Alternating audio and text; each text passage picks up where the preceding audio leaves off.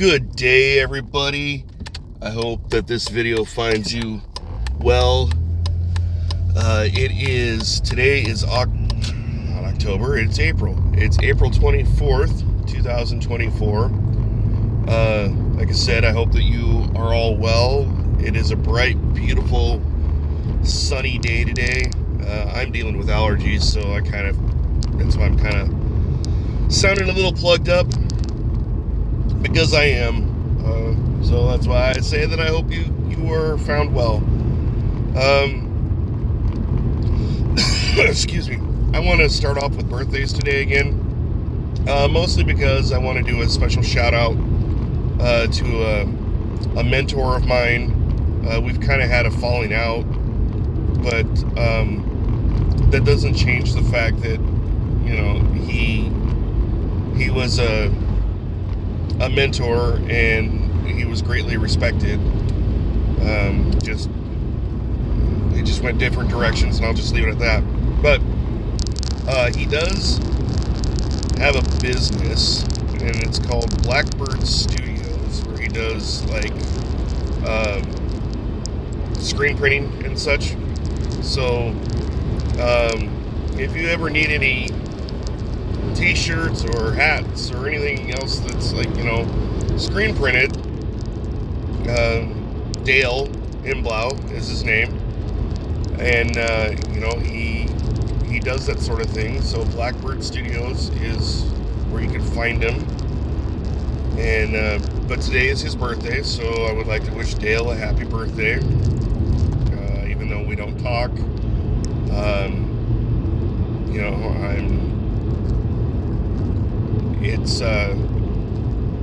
Doesn't change the fact that this is your special day, and so I hope it's a good one for you.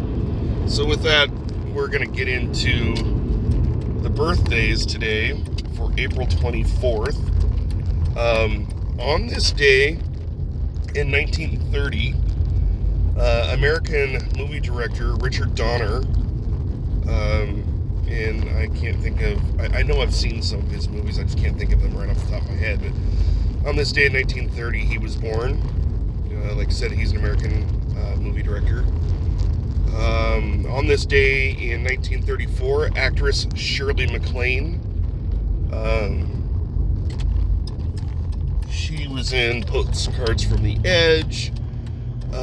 She has been in a lot of stuff. Sorry, that is my car again. Friday is payday. I am going to be getting me a new serpentine belt and fix that.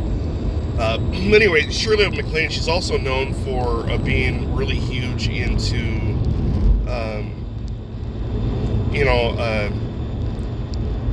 Eastern philosophy, chi, energy, the chakra points and all that. She's really big into that. 1942, on this day, Barbra Streisand, an American singer and actress. She was born on this day. And more recently, 1982, Kelly Clarkson was born, and Kelly Clarkson was an American Idol winner. She's gone on to, have quite a few hits since you've been gone. It was a really good one. And the rest of them kind of escape me right now. But at any rate, she kind of does her own talk show host thing, I think, now. I'm not really sure, but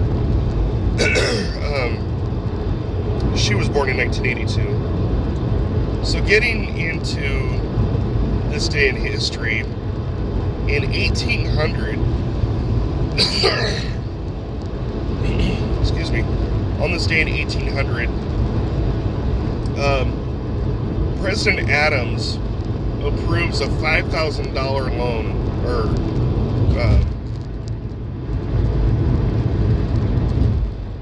I don't know that it was a loan, but it was $5,000 to spend on buying books, because it is on this day in 1800 that the Library of Congress was officially founded. Don't necessarily think that means that the building itself was built, but the institution of the Library of Congress was founded, and $5,000 was approved for spending on books of a nature that the Library of Congress would find necessary. So,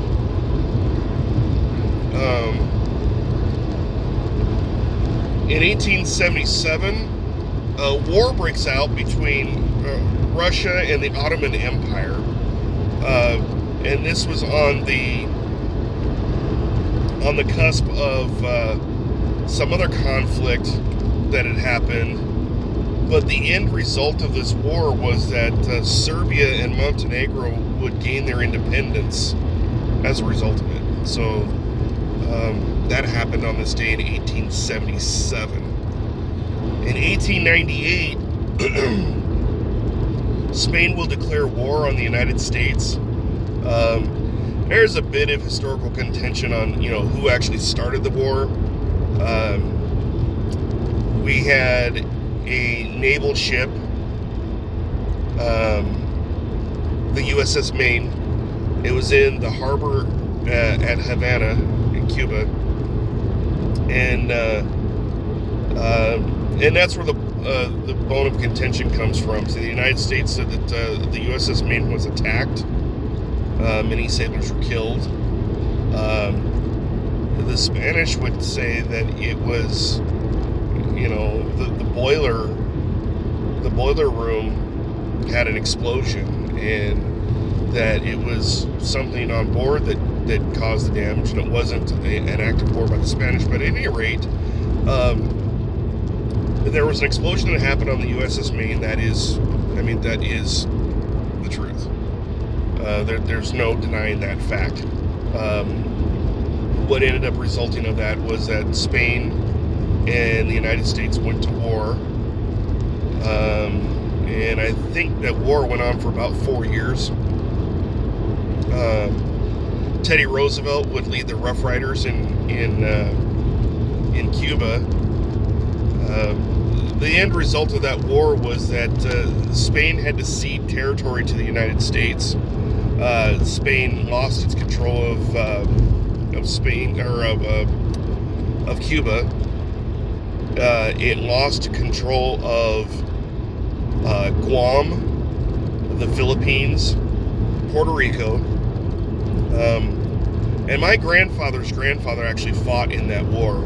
And I don't know where exactly Grandpa James served, but last year when I was at his grave marker, there was a thing posted at his gravesite that depicted him as a Spanish-American War veteran.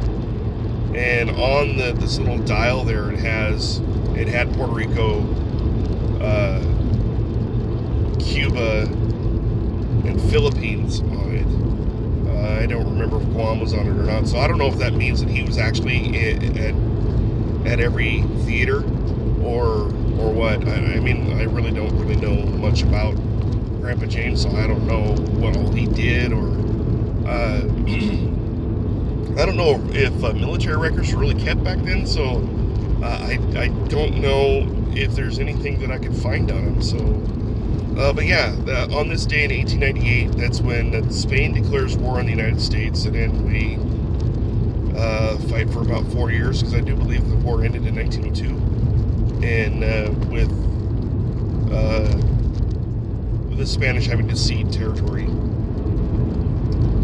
In 1910, Irish volunteers and the Irish Citizens Army, they had taken some strategic points around Dublin, and as a result of that, it had ended British rule or at least in Northern Ireland. So we always wondered what all that was about between, the Irish and the British, and why there was a Northern Ireland versus a regular Ireland. It was all about where the British ruled, and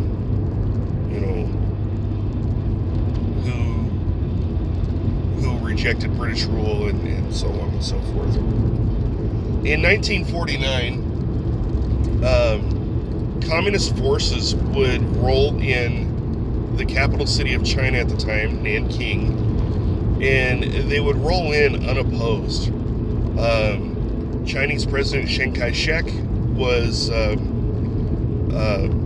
basically dethroned, and then the communist forces took over and essentially converted China into a communist regime, which it still is today.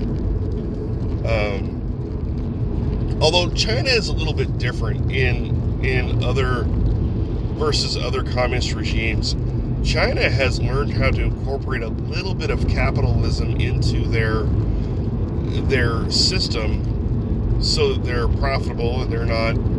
Basically, they were smart in how they supported their communism. How the Russians did it, I mean, fun fact here, why the Russians, eventually fell, why, communist Russia eventually fell was because, they didn't really keep ledgers. They didn't really keep track of what they spent.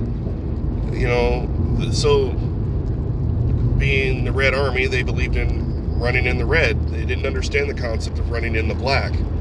While some would say that President Reagan was foolish and he spent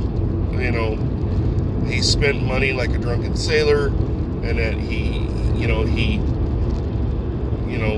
just whatever. What the smart thing that he did do, what Reaganomics actually did, was he knew that as long as we keep within our means, we're not going to have an economic collapse.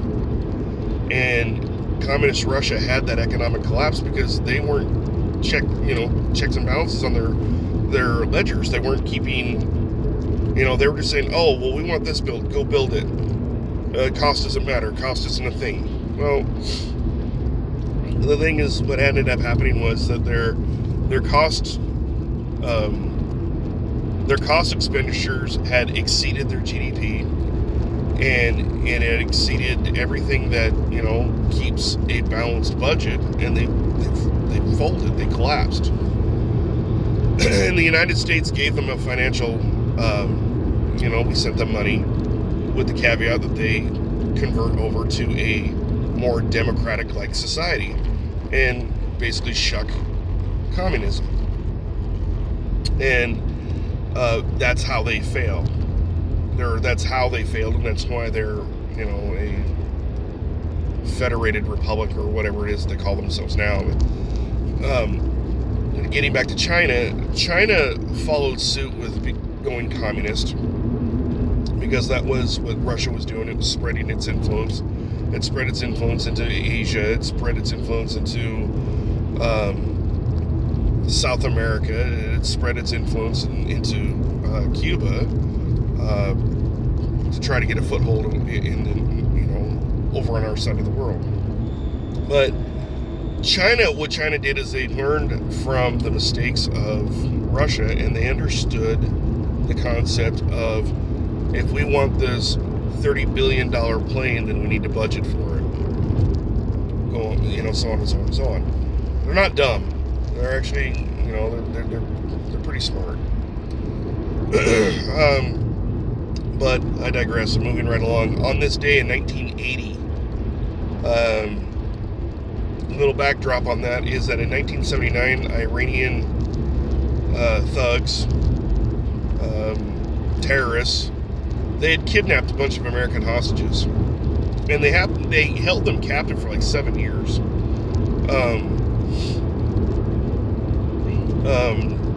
I believe they were kidnapped in 79, and they weren't released until 86, if I recall. But at any rate, in 1980, U.S. forces launched a mission to go rescue these hostages. Unfortunately, the mission was a failure and many servicemen were killed as a result of it. But, eventually those hostages would be released. They were released after about 7 years of captivity. I was a boy at the time, but I do remember it being very prolific on the news cycles back then. I remember one name in particular. His name was Terry Waite.